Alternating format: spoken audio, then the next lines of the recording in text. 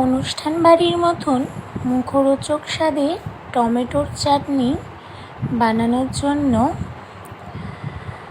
কি কি লাগছে। তো টমেটোর চাটনি বানানোর জন্য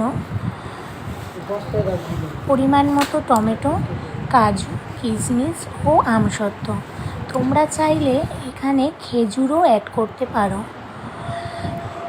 তো আমি এখানে মাঝারি সাইজের 4টে টমেটো নিয়ে নিয়েছি।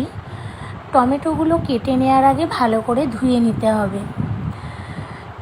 ধুয়ে নিয়ে টমেটোগুলো টুকরো টুকরো করে কেটে নিলাম। গ্যাসের মধ্যে কড়াই বসিয়ে পরিমাণ মতো সর্ষের তেল দিয়ে তাতে 2টো শুকনো লঙ্কা ও 5 ফোড়ন দিয়ে একটু নাড়াচাড়া করে নিতে হবে।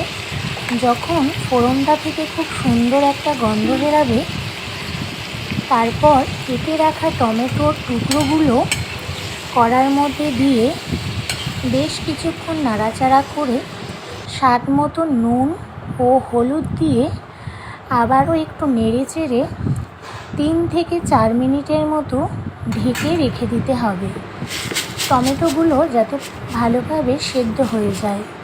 প্রথমেই বলেছি এখানে কিন্তু কোনো রকম জল অ্যাড করব না। টমেটোগুলো সেদ্ধ হয়ে গেছে, এখানে পরিমাণ মতো চিনি দিয়ে দিলাম। চিনিটা দেওয়ার পর বেশ কিছুক্ষণ নাড়াচাড়া করতে হবে যাতে চিনিটা ভালোভাবে গলে যায়।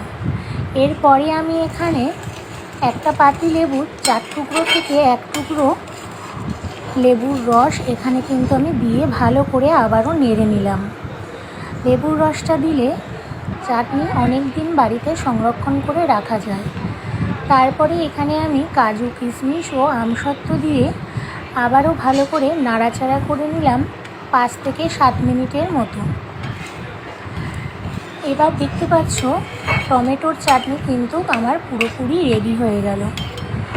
তো এইভাবে তোমরাও বাড়িতে ট্রাই করে দেখতে পারো অনুষ্ঠান বাড়ির মতন মুখরোচক স্বাদে টমেটোর চাটনি।